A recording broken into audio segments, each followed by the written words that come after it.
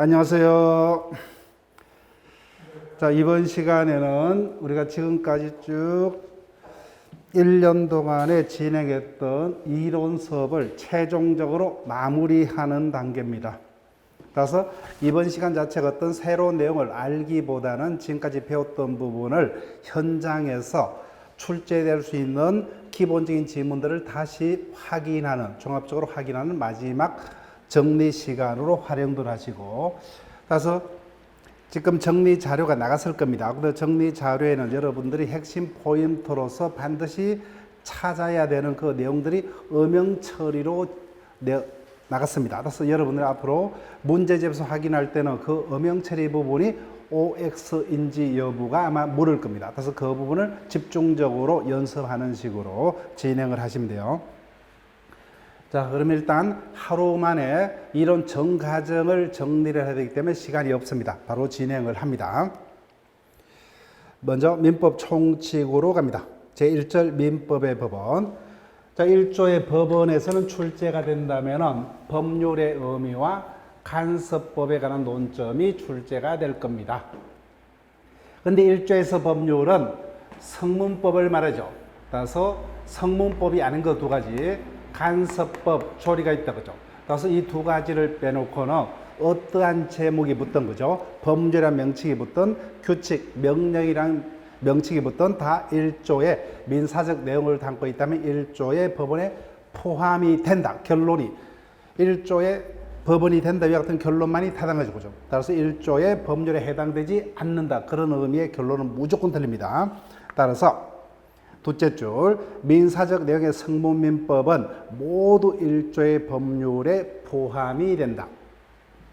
그 다음에 간섭법에 관한 논점 1, 2번. 간섭법의 성립 시기다. 그죠? 즉, 법원의 판결을 통해서 그 존재가 확인되면 실제 성립한 시기는 사회에서 구성원들의 법적 확신을 얻었을 때 이미 그때 성립한 걸로 소급한다. 그죠? 그 다음에 효력입니다. 원칙적으로 보충적 효력만을 가진다. 다만 상간섭법은 성문민법에 우선하는 효력을 가진다. 자, 여기까지는 절대 안 틀립니다. 자, 3번 지문. 각종 시험에 자주 출제가 되죠. 그죠? 간섭법도 법이기 때문에 예전에 간섭법으로 성립하고 있었더라도 적용 시점에서 헌법 등 전체 법 질서에 부합하지 않게 되었다면 그 효력이 부정될 수밖에 없다. 예, 단골 지문입니다. 그 다음 간섭법에서 제일 중요한 게 4번이죠. 간섭법은 법입니다. 따라서 항상 뭐요? 앞부분 신경 쓰지 마시고 간섭법의 존부는 법원이 직권으로 확정하여야 한다. 그죠? 즉 이 부분을 속이죠. 간섭법은 법이기 때문에 당사자 주장 입증 신경 쓸 필요 없죠. 그죠? 당사자 주장 입증 필요 없이 법원이 직권으로 조사 판단하여야 한다. 그 다음 사실인 간섭은 법이 아닙니다. 따라서 사실인 간섭은 법으로서 효력이 없는 단순한 간행으로서, 자, 기능요. 법률 행위의 두 번째 해석 기준이다. 그죠? 법률 행위의 두 번째 해석 기준으로서 당사자 의사를 보충하는 두 번째 해석 기준이 된다. 그래서 법률 행위 해석의 첫 번째 기준은 당사자의 의사죠. 그죠? 그래서 의사가 명확한 경우에는 의사에 따라서는 해석을 할 수 있고, 그 의사가 명확치 아니한 경우 두 번째 사실인 간섭이 두 번째 법률 행위의 해석 기준이 된다. 그 다음에 3번요. 판례는 현행법상 절대로 법원이 될 수 없다. 그죠? 상권분립주의 원칙상. 다만 신급제도의 취지상 상급법원에서의 판단인 판례는 당의 사건에 한해서만 하급심을 기속한다. 따라서 당의 사건에서는 하급심은 상급심의 판단을 반드시 따라야만 합니다. 따라서 반대로 당의 사건에 한해서만이니까 다른 사건에 대해서는 하급심은 상급심의 판단을 따를 필요가 없다. 그죠? 따라서 사실상의 구속력만 있을 뿐 하급심을 일반적으로 기속하지는 못한다. 따라서 반드시 다른 사건의 판단은 따를 필요가 없다는 겁니다. 당해 사건의 판단만 하급심을 기속한다. 한마디로 판례는 법원이 아니라는 겁니다. 자, 여기까지가 1종 문제입니다. 그래서 이 지문이 계속 반복해서 출제가 될 겁니다.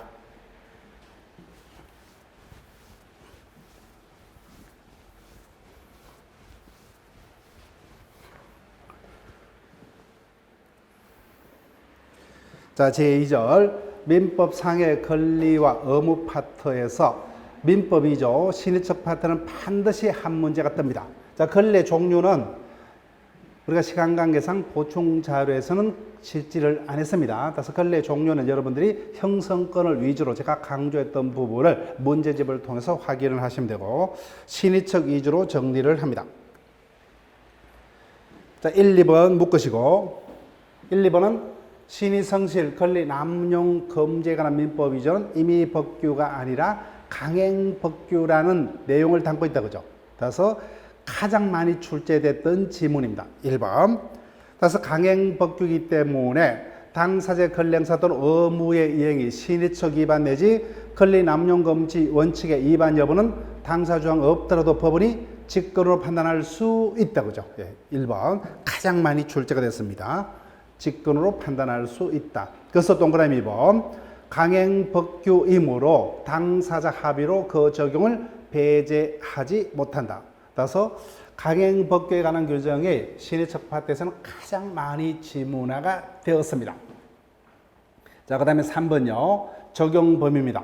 신의적은 민법 전체다 그죠. 민법 전체에 적용됩니다. 저 가족법 끝까지 뿐만 아니라 행정법, 소송법 등 모든 법에 적용된다 그죠. 따라서 모든 법에 적용이 되는 법의 모든 법의 일반 원칙이다. 여기까지 이해를 하시고 그다음 4번으로 갑니다. 자, 이 부분이 추상적으로 진행될 수 있는 지문 중 가장 어려운 형태의 지문일 수가 있습니다. 우리 시험에서 한두 번 정도 지문화가 되었습니다. 따라서 지문화되면 이 부분을 빨리 OX로 우리가 판단할 수 있는 정도로 확인하셔야 돼요. 신의적은 법률 또는 법률행위 해석을 통해서 당사자가 구체적으로 어떠한 권리 의무를 부담하고 있느냐, 저 권리와 의무의 내용을 명확히 하고 아무리 권리자의 권리 행사일지라도 신의책에 반하는 권리 행사는 허용되지 않죠. 따라서 신의책에 반하는 권리 행사를 제한 내지 한계를 설정하는 기능을 담당을 한다. 그래서 신의적 파트에서 이 지문이 가장 추상적이고 우리가 현장에서 맞닥뜨려졌을 때 가장 우리가 헤맬 수 있는 지문 중에 하나입니다. 자, 이 부분을 기억하시고 다시 한번 설명드릴게요. 자, 우리가 대표적인 어떤 판례를 봤다 그죠? 즉 아파트 분양과 관련하여 분양업자는 주위의 쓰레기 매립장 등 혐오 시설의 설치 예정 사실을 미리 알았다면 그 사실을 분양받고자 하는 자에게 알릴 의무가 있더라. 그다음 반대로 분양을 받고자 하는 자는 그와 같은 사실을 고지받을 권리가 있더라 그죠. 또 신의적을 통해서 법률 행위 해석을 통해서 어떠한 권리가 의무가 당사자에게 있느냐 그죠. 즉 당사자의 권리 의무 내용을 명확히 하고 아무리 권리자의 권리 행사일지라도 신의책에 반하는 권리 행사는 허용되지 않죠. 따라서 권리자의 권리 행사를 제한 내지 한계를 설정하는 기능을 담당한다. 이 표현을 기억하시고 그다음 5번. 그래서 신의책을 통해서 없던 권리가 새로 생기기도 하고 있던 권리가 변경되기도 하고 있던 권리가 소멸되기도 하는 이 같은 창설, 변경, 소멸의 기능을 수행을 하더라 그죠. 자, 넘깁니다. 자, 지금부터요. 외우셔야 돼요. 신의책의 한계입니다. 6번, 7번을 묶으시면 되죠. 가장 단골적인 지문들 중에 해당합니다. 자, 첫 번째, 이제는 요령이요. 자, 미성년자라고 체크할게요. 미성년자. 다른 말로 미성년자는 제한능력자죠. 그때 결론, 이 어떤 제한능력자와 관계된 지문이 신의책 파트에서 실리더라고요. 그럼 어떤 것을 묻고 있습니까? 신의책과 제한능력자 제도의 충돌시 어느 것이 우선하느냐 그죠. 그럼 이제는 우리가 알기 때문에 미성년자가 자신의 행위를 미성년자임을 이유로 취소하는 것은 신의 측에 반하지 않는다. 이 지문만 와야 된다. 그죠? 신의 측에 반한다는 지문은 무조건 틀립니다. 그래서 이제는 이 부분은 신경 쓸 필요 없죠. 당연히 반복되기 때문에. 따라서 제한능력자 제도와 신의척이 충돌하면 제한능력자 제도가 우선한다. 따라서 제한능력자의 취소 행위를 신의척을 이유로 부정 못한다. 그죠? 예. 따라서 제한능력을 위한 취소권 행사는 신의척에 반하지 않는다. 자, 7번 문제로 갑니다. 자, 7번 지문은 우리가 문제 풀이면서 여러 번 연습했죠. 그죠? 이제는 이 부분 절대 안 틀려요. 앞부분 이제는 볼 필요가 없어요. 무효 주장. 이미 우리는 무효는 취소와 달리 누구나 무효를 주장할 수가 있다. 그죠? 주장할 법상의 이익이 있다면. 따라서 무효는 누구나 주장할 수 있기 때문에 자신 스스로 강행법규 위반 등의 무효 행위를 한 자일지라도 무효는 당연히 주장할 수 있기 때문에 무효 주장은 결론 신의 측에 반하지 않는다. 그죠? 신의 측에 반하지 않는다. 그래서 앞부분 이제는 볼 필요 없어요. 무효의 이유는 여러 가지가 있죠. 따라서 투신회사가 먼저 고객의 정권거래법에 반해서 투자수익 보장 약정을 했다든지, 그죠? 또는 토지거래허가구역 내에서 허가를 받지 못해서 기책 사유 있는 자라든지, 그죠?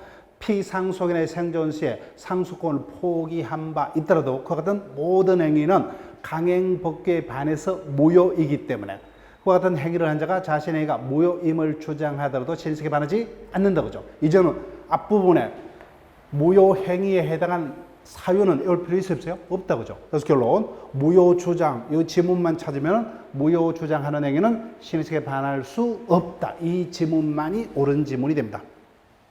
신의책의 파생원칙으로 갑니다.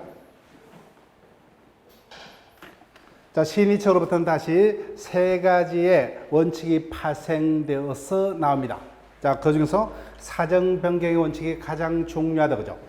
이때 사정 변경의 원칙이라면은 여러분들이 그 음영 처리되어 있죠. 1번. 계약 준수 원칙의 예외의 하나로서, 그죠? 즉, 계약은 원칙 지켜야 됩니다. 근데 사정 변경의 원칙이 인정되면 사정 변경이 가능하기 때문에 계약 준수 원칙의 예외로서 인정되는 원칙이고, 이때 사정 변경의 원칙에서 사정이란 계약의 기초가 됐던 객관적 사정만을 말한다. 그죠? 그래서 개인적, 주관적 사정을 이유로는 동원칙이 적용되지 못합니다. 자, 그 부분 기억하시고, 그 다음에 실제 사안에서 어디까지 인정을 할 것이냐. 자, 판례는 뭐예요?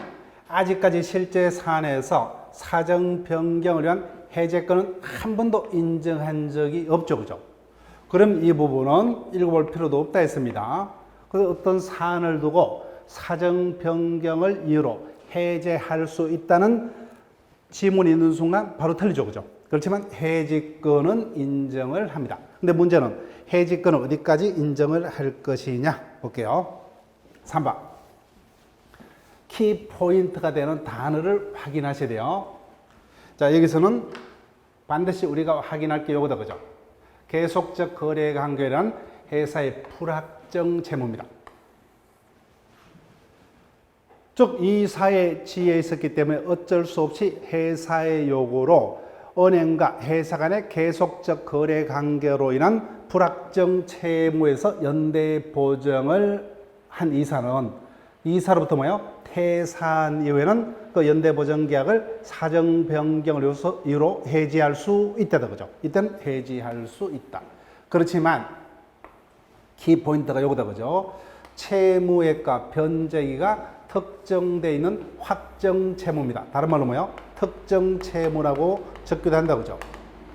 이같이 처음부터 변제기와 채무액이 확정이 되어 있는 확정 채무에 대해서는 연대 보정을 한 이사가 회사를 그만두더라도 뭐요? 사정 변경을 이루어서 이 같은 보정 계약을 해지하지 못한다. 그죠? 따라서 이 포인트 계속적 거래 관계나 불확정 채무에서는 해지할 수 있다. 다만 확정 채무에 대해서는 해지하지 못한다. 그 키 포인트가 되는 단어들을 확인을 하셔야 돼요. 자, 그 다음에 실효의 원칙으로 갑니다. 자, 이 부분도 우리가 문제풀이반에서 누차 강조를 드렸어요. 몰라서 틀리는 게 아닙니다. 스스로 현장에서 뭐요? 고민하다가 자신 스스로 실수해서 틀리는 경우가 흔합니다. 첫 번째, 실효 원칙의 적용 범위요. 그래서 1번을 적으시고 2, 3, 4번을 묶을게요. 실효 원칙은 신의척으로부터 파생되는 원칙이죠. 따라서 신의척은 모든 법률 관계에 적용이 된다 그죠. 따라서 그 파생 원칙인 실효 원칙도 모든 권리가 그 요건만 구비되면 신의척에 반해서 권리자의 권리는 실효가 됩니다. 따라서 모든 권리요. 따라서 어떠한 권리는 실효 원칙의 지배를 받지 아니한다. 이와 같은 지문은 틀립니다. 모든 권리가 요건만 구비하면 실효됩니다. 그래서 항소권 등 뭐요? 소송법상의 권리, 해제권 등 형성권 이런 것도 다 뭐요? 권리자가 자신의 권리를 충분히 행사할 기회가 있었음에도 불구하고 장기간 권리자가 자신의 권리를 불행사를 함으로써 상대방 측에서 더 이상 권리자가 이와 같은 항소권, 해제권 등을 행사하지 아니할 정당한 믿음을 가지게 된 경우 그 믿음에 반해서 새삼스러이 자신의 권리를 행사를 하는 것은 신의척에 반해서 실효돼서 허용될 수 없다 그죠. 따라서 모든 권리가 실효됩니다. 따라서 어떠한 권리는 실효되지 않는다 틀려요. 따라서 4번 요 사이 각종 시험에 자주 뜨는 지문 중에 하나이고 우리가 문제풀이반에서 봤습니다. 내 토지 위에 국가가 허락도 없이 송전탑을 지어서 뭐요? 운영을 하더라고요. 나는 국가를 상대로 부당이득 반환 청구권을 행사를 할 수가 있다. 근데 장기간 불행사를 함으로써 부당이득 반환 청구권이 실효가 되었냐 여부가 문제가 됩니다. 근데 이와 같은 나의 그 같은 권리 행사가 실효가 되었냐 여부의 판단에 있어서 그 토지를 내가 종전 토지 소유자로부터 매수를 했습니다. 내뿐만 아니라 종전 토지 소유자도 이와 같은 부당이득 반환 청구권을 장기간 불행사를 하고 있었다 그죠. 그때 나의 부당이득 반환 청구권이 실효가 되었냐 여부의 판단에 있어서 나만의 권리 불행사 기간이 아니라 종전 소유자의 불행사 기간도 나의 권리의 실효 원칙의 적용 여부에서 판단의 기초가 될 수가 있다 없다? 없다죠. 없다. 즉 종전 토지 소유자의 권리 불행사의 사정은 현재 그 토지 소유권을 적법하게 취득한 새로운 권리자의 부당이득 반환 청구권의 불행사가 실효 원칙이 되었냐 여부에서 판단 자료가 될 수 없다 그죠. 즉 한마디로 모든 권리가 실효됩니다. 따라서 어떠한 권리는 실효 원칙의 지배를 받지 않는다. 이 부분은 굳이 올 필요가 없죠 그죠. 원칙 어떠한 권리 행사는 실효되지 않는다. 이 표현은 틀린다. 그 부분만 기억하시면 돼요. 이 부분 개별 판례로 판단의 자료가 어디까지냐 그 부분 기억하시고 그래서 유일하게 요거다 그죠. 유일하게 혈연관계는 아무리 시간이 오래되더라도 혈연관계는 변할 수가 없죠 그죠. 따라서 인지청구권 등 포기할 수 없는 권리는 실효원칙의 지배를 받지 않는다. 그럼 딱 하나만 기억하시면 돼요. 실효원칙의 지배를 받지 아니한 것은 뭐밖에 없어요? 인지청구권밖에 없다 그죠. 따라서 나머지는 실효원칙의 지배를 받지 않는다. 이 같은 표현은 틀립니다. 다 실효원칙의 지배를 받습니다. 그 다음에 2조의 마지막 논점요. 권리남용 금지 원칙으로 갑니다. 자, 권리남용 금지 원칙은 요건이 주로 문제가 될 겁니다. 자, 판례 원칙적 모습을 정확히 기억하셔야 돼요. 권리자의 권리 행사가 남용이 되려면은 판례하면 뭐요? 원칙적으로 객관적 요건 플러스 주관적 요건까지도 그죠. 그래서 판례는 주관적 요건이 없으면 객관적 요건만으로는 권리 남용을 인정하지 않습니다. 원칙적으로. 다만 예외적으로 객관적 요건만으로 권리 남용을 인정한 판례가 있습니다. 그래서 몇 년 전에 뭐요? 연속으로 2년 뜨다가 지금 한 3, 4년 동안 지금 뜸합니다. 또 뜰 수가 있어요. 이 부분. 핵심적인 단어가 요거다 그죠? 상계권 행사. 거기다 체크하시면 돼요. 상계권자의 상계권 행사가 권리 남용이 되느냐 여부의 판단에서는 판례는 뭐요? 주관적 요건은 그 요건이 아니라고 합니다. 그래서 상계권자의 상계권 행사가 권리 남용이 되기 위해서는 뭐요? 타인을 해야 할 의사인 주관적 요건은 필요 없다 그죠? 객관적 요건만으로 권리 남용을 인정을 합니다. 자, 거기까지 기억하시고. 따라서 상계권 행사를 제하면 나머지 권리자의 권리 행사가 남용이 되느냐 여부에 있어서는 주관적 요건이 구비가 되어야 합니다. 그래서 3번 판례요, 표요. 권리자가 자신의 권리를 행사함으로써 얻는 이득은 거의 없어요.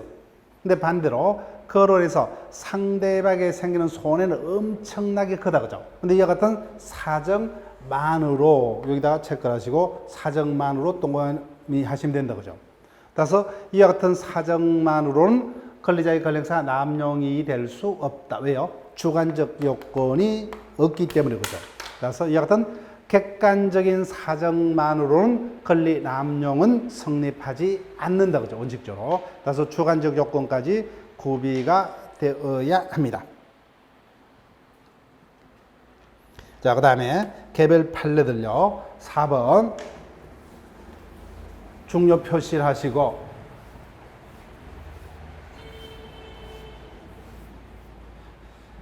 최근에 각종 시험에서 자주 등장하고 있고 그 다음에 우리 문제집에서도 뭐요? 여러 개의 질문이 있었습니다. 당연히 원칙 채권이 소멸시효가 완성되면 채무자는 당연히 그 소멸시효 완성을 주장할 수가 있다 그죠? 그래서 채무자의 시효 완성의 주장은 원칙적으로 권리 남용이 될 수가 없다. 다만 예외적으로 채무자의 시효 완성의 주장이 권리 남용이 될 수가 있다 그죠? 계속 확대를 하면 되죠. 국가가 채무자입니다. 즉 국가의 불법 행위로 국민이 손해배상 채권을 가지고 있다 그죠? 그때 국민이 10년 동안 불법 행위에 의한 손해배상 청구권을 행사치 아니하면은 손해배상 청구권은 시효 소멸됩니다. 따라서 그때 국가도 원칙적으로 자신의 채무가 시효 소멸되었음을 당연히 주장할 수가 있다. 그죠? 원칙. 다만 예외적으로는 주장이 허용되지 않습니다. 그와 같은 채무자의 시효 완성의 주장이 권리 남용이 될 수 있다 볼게요. 채무자가 어떠한 경우에 시효 완성을 주장했을 때 권리 남용이 되느냐 볼게요. 채무자가 체크하시면 되고 채무자가 시효 완성 전에 채권자의 권리 행사나 시효 중단을 불가능 또는 현저히 곤란케 했다 그죠? 즉 채권자가 충분히 자신의 채권을 시효 완성을 막을 수 있는 중단 행위를 할 수가 있었다. 근데 누구의 방해 때문에? 채무자의 방해 때문에 그죠? 그래서 이와 같은 채권자로 하여금 시효 중단을 뭐요? 못하게 한 채무자가 시효 소멸 완성을 주장하는 것은 권리 남용으로서 허용될 수가 없다. 따라서 그러한 경우가 아닌 한은 채무자는 시효 완성을 주장하더라도 권리 남용이 될 수가 없죠. 그죠? 자, 이 부분 탐구입니다. 따라서 채무자의 시효 완성의 주장은 권리 남용의 법리의 지배를 받지 아니한다. 이와 같은 표현 된다. 그죠? 즉 권리 남용 금지 원칙도 모든 법률의 일반 원칙이기 때문에 모든 권리가 뭐요? 권리자가 그 권리가 인정되는 한계를 벗어나서 권리를 행사를 하게 되면 그 권리자의 권리 행사는 남용이 될 수가 있습니다. 그래서 채무자의 시효 완성의 주장도 이와 같은 요건이 구비되면 권리 남용이 될 수가 있다. 자, 그 다음에 5번. 최근에 우리 시험에서 출제가 되었던 판례죠. 수업 시간도 설명을 했어요. 여기 볼게요. A 토지와 B 토지가 이렇게 경계를 두고 있다 그죠? 근데 A 토지 소유자인 갑이 경계를 넘어서 건물을 지었습니다. 그때 B 토지 소유자인 너는 토지 소유권의 침해를 이유로 갑에게 그 건물 철거를 주장할 수가 있다 그죠? 근데 이와 같은 주장이 권리 남용이라면 허용되지 않습니다. 자, 보니까 건물을 철거했을 때 권리자인 을에게는 이득이 없습니다. 그런데 갑에게는 뭐예요? 건물이 완전히 못 쓰게 되는 엄청난 손해가 있죠. 그죠? 근데 이와 같은 객관적 요건이 충족됐어요. 그때 갑이 을에게, B에게, 자, 을에게 그죠? 내가 그 부분에 토지를 사겠다. 그죠? 이렇게 했음에도 불구하고 우리 아무 말도 없이 계속적으로 철거만 일방적으로 주장을 하고 있다. 그죠? 뭐 우리는 어떻게 해석할 수 있다? 상대방을 해할 의사가 있다. 그죠? 따라서 주관적 요건까지 구비가 됐기 때문에 을의 건물 철거 주장은 권리 남용소 허용될 수가 없다. 다만 타인의 토지에서 건물을 지어서 소유를 하려면 당연히 토지 사용 대가는 지급을 해야 된다. 그죠? 따라서 이 경우 건물 철거 주장은 권리 남용소 허용되지 않더라도 당연히 토지 사용 대가인 임료 상당은 부당이득 반환 청구할 수 있다. 그죠? 예, 일단 여기까지. 자, 이 부분 기억을 하시고 자주 출제되는 지문입니다. 자, 지금까지 1조와 2조에 걸쳐서 자주 출제되는 지문들을 쭉 검토를 했습니다. 그래서 여러분들이 마지막 이론 특강에서 나갔던 그 자료에 어명 처리된 부분을 가지고 여러분들이 문제에서 OX를 빨리빨리 실수 없이 확인하는 것 같은 연습을 하시면 충분할 겁니다. 자, 그러면 자연인 파트로 갑니다. 자연인 파트에서도 출제될 수 있는 지문을 정리를 할게요. 자연인 파트에서는 평균적으로 3문항 정도가 출제가 될 겁니다. 첫 번째, 의사능력에 관한 지문이요.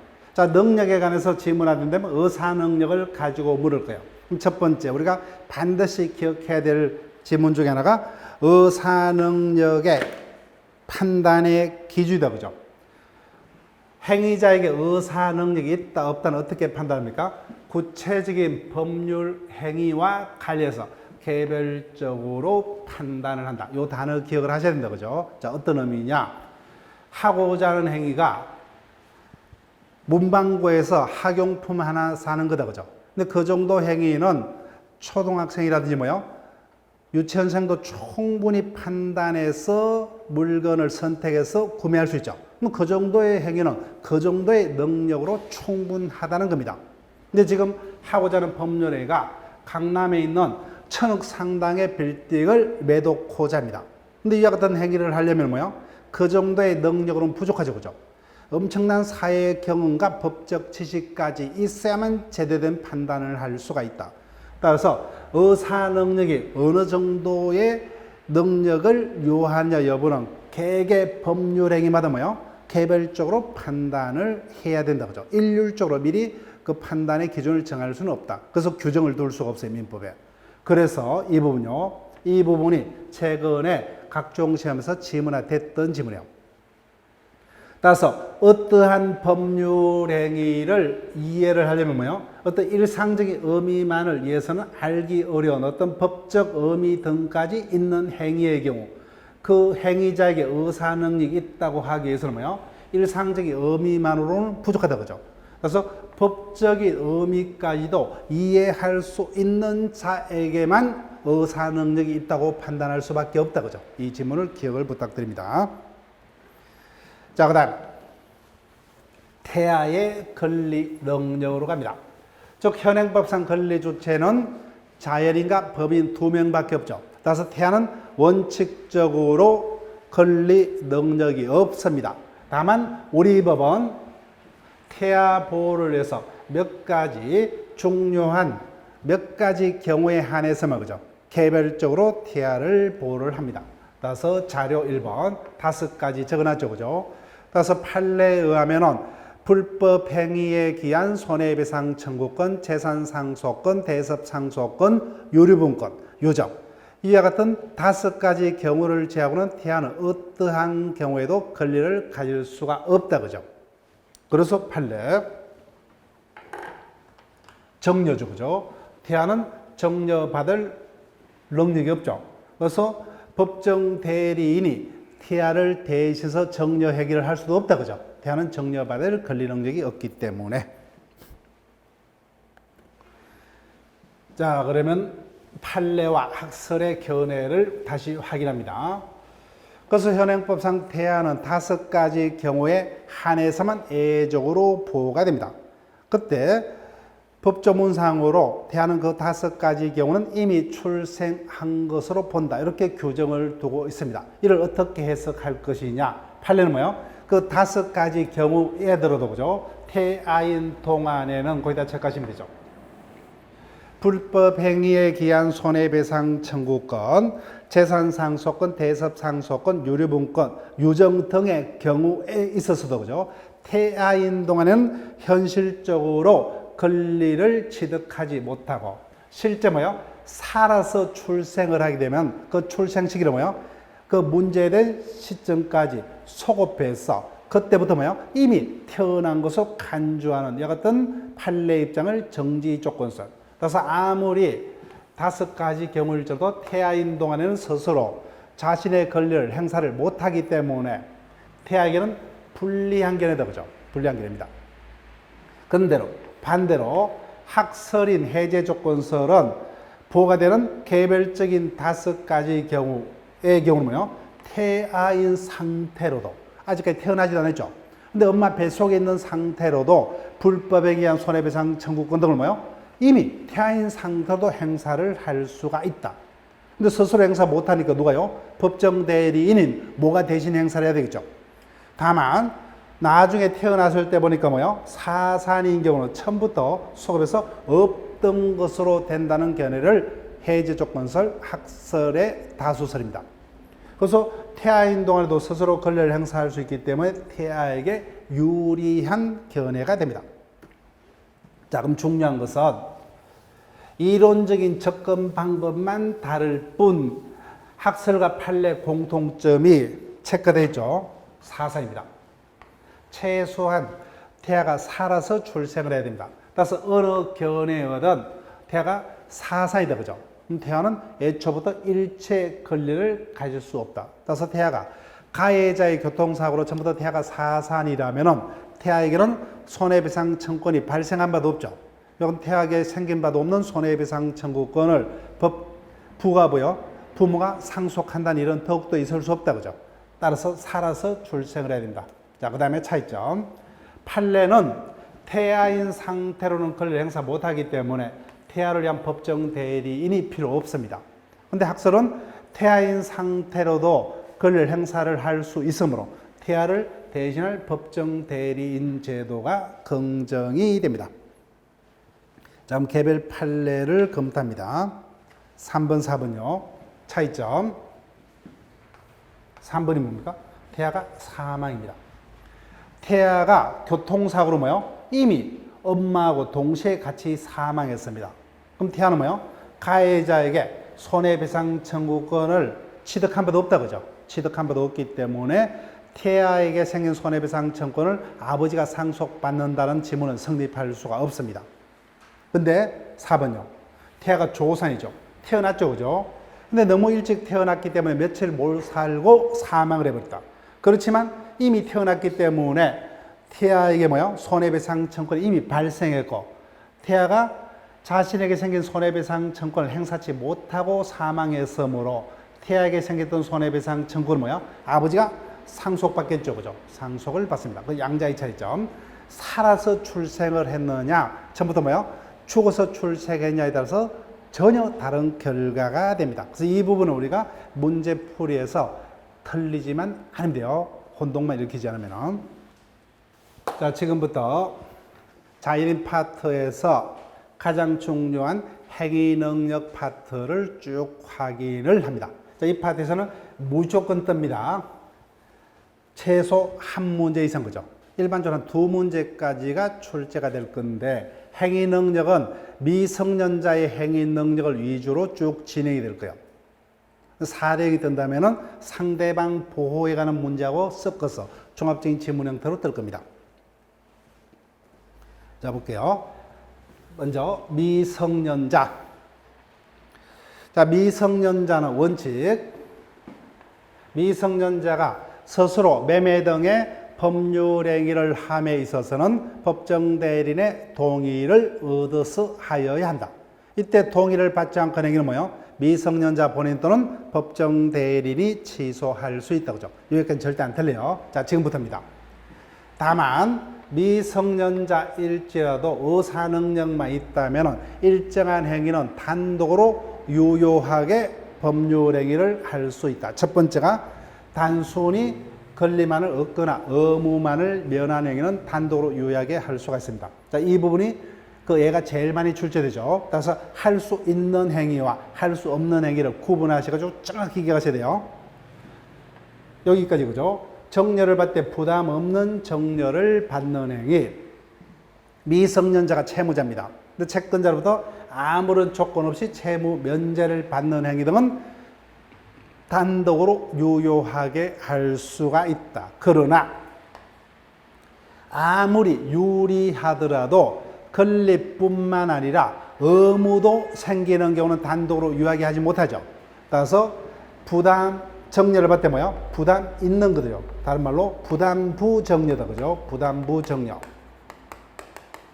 부담부 정려를 받는 행위라든지 제일 많이 출제가 됐죠. 1,000만 원 상당의 물건을 뭐요? 10만 원 주고 샀다. 그죠? 그렇지만 10만 원의 매매 대금 지급 의무가 있다는 거죠. 따라서 유리한 매매 계약의 체결. 제일 많이 떴던 지문이요. 그 다음에 상속의 승인 포기. 마지막에 미성년자가 채권자입니다. 채무자로부터 변제를 수령하는 행위 등은 단독으로 하지 못한다. 그죠? 따라서 여전히 취소할 수가 있습니다. 그 다음 6조 문제입니다.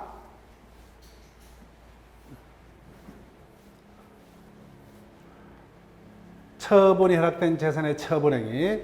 법정대리인이 범위를 정해서 처분을 허락한 재산은 미성년자가 임의로 처분할 수 있죠. 그죠? 세뱃돈으로 받은 돈으로 뭐요? 물건을 구입한 행위는 취소하지 못하죠. 그죠? 즉 처분이 허락된 재산 행위이므로. 그래서 이때 재산의 범위란 객관적인 재산의 범위를 말한다. 그죠? 객관적인 재산 범위. 따라서 5만이면 5만원, 10만이면 10만원은 네가 알아서 사용해라. 그죠? 따라서 사용 목적이 정해져 있더라도, 즉 학용품을 구입해라. 그죠? 그래서 용돈을 줬습니다. 부모님이.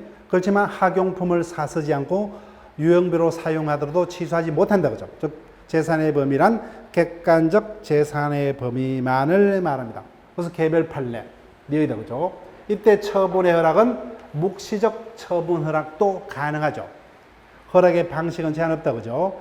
그래서 우리 민법상 우리 시험의 범위에 들어가는 모든 의사표시는 방법에 제한이 없죠. 명시, 묵시적. 그래서 처분 허락도 뭐예요? 묵시적으로 허락이 가능을 합니다. 따라서 만 18세 이상의 미성년자가 아르바이트로 돈을 번다. 그죠? 그 월소득 범위 내에서는 당연히 묵시적으로 친권자인 법정대리인이 부모님의 처분 허락이 있다고 볼 것이므로 그 자신의 월소득 범위에서 번 소득 범위에서 재산의 처분 행위는 취소하지 못한다. 그죠? 묵시적 처분 허락이 있기 때문에. 자, 여기까지 가시고 가장 중요한 게 3번입니다. 허락받은 영업에 관한 행위 8조입니다. 미성년자이지만 법정대리인이 영업의 종류를 특정해서 허락한 영업에 대해서는 아예 뭐요? 미성년자도 성년자와 동일한 능력을 가진다. 그죠? 그래서 성년자와 동일한 행위 능력이 인정되기 때문에 영업과 관련, 즉 허락받은 영업과 관련된 범위에서는 법정대리인의 대리권도 소멸하고, 그래서 그 영업에 관한 모든 일체 행위는 단독으로 유효하게 할 수가 있습니다. 자, 그 다음부터 니은요. 그런데 삽입을 하세요. 법정대리인은 언제든지입니다. 언제든지. 법정대리인은 뭐요? 언제든지 원하면 영업의 허락을 취소할 수 있다. 그죠? 취소할 수. 언제든지 취소되어는 제한할 수 있다. 그렇지만 거래 안전에서 그 취소 또는 제한으로 선의 제3자에는 대하지 못한다. 그죠? 그 부분을 기억하시면 돼요. 자, 이 부분. 영업을 허락을 했더라도 법정대리는 언제든지 미성년자에 대해서 허락한 영업의 허락을 취소 내지 제한할 수 있다. 다만 거래 안전에서 어떤 영업 허락의 취소 제한으로서 선의 제3자에는 대하지 못한다. 자, 기타는 쭉 제목 정도만 확인을 하시면 되죠.